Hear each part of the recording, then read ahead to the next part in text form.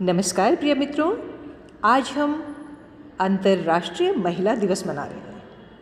अच्छा मित्रों, मैं ये एक बात आपसे पूछना चाहती हूँ, आखिर हमें एक दिन ही क्यों महिला दिवस मनाने की याद आती है, जबकि होना तो ये चाहिए कि हर दिन हम लोग महिला दिवस मनाएं, क्योंकि हम सभी जानते हैं कि नारी ही घर की धुरी है।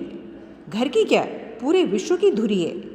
यदि नारी शक्ति ना हो तो हम इस विश्व की कल्पना भी नहीं कर सकते हैं। पुरुष और स्त्री दोनों ही मिलकर के इस सृष्टि की रचना करते हैं, तो हमें हर दिन महिला दिवस मनाना चाहिए। कोई एक ख़ास दिन नहीं होना चाहिए, लेकिन फिर भी चलो, जब हम सब लोग मना रहे हैं तो हम लोग भी इसमें शामिल हो जाएं, क्यों? तो मैं ये कहना चाहूँगी अपनी उन सभी महिला मित्रों को कि हम ये महिला दिवस कुछ इस तरह मनाएं। हम तो निसंदेह सक्षम हैं, परंतु जो हमारी बहनें गर्दिश में हैं उनके लिए कुछ ऐसा कर जाए कि हम रहें या ना रहें, हमारे कर्मों को याद कर वे स्वयं को सशक्त बना पाए। क्योंकि मंजिलें कहाँ मिल पाती हैं आसानी से, मगर तूफ़ान भी हार जाते हैं वहाँ जहाँ हौसले बुलंद होते हैं।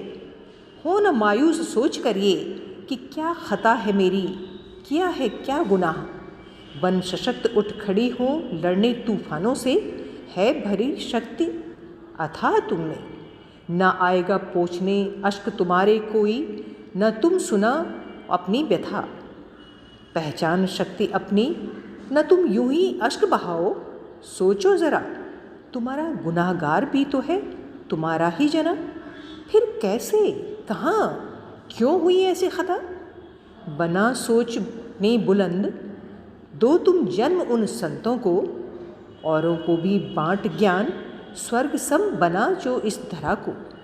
तो प्रिय बहनों, हम में वो शक्ति निहित है कि हम इस धरा को स्वर्ग की तरह सुंदर बना सकते हैं।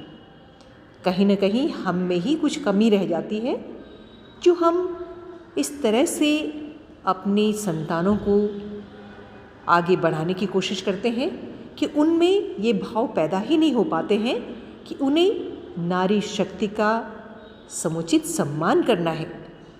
उन्हें हर पल ये ध्यान रखना है कि नारी शक्ति है तो ये सृष्टि है।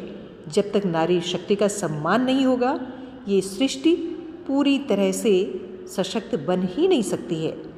तो हमें मिल करके इस सृष्टि को सशक्त बनाना है। धन्यवाद। मैं फिर आऊँगी आपके पास लेकर के कुछ और इसी तरह की सशक्त रचनाएं। तब तक के लिए सुनते रहिए रेडियो हिंदुस्तान।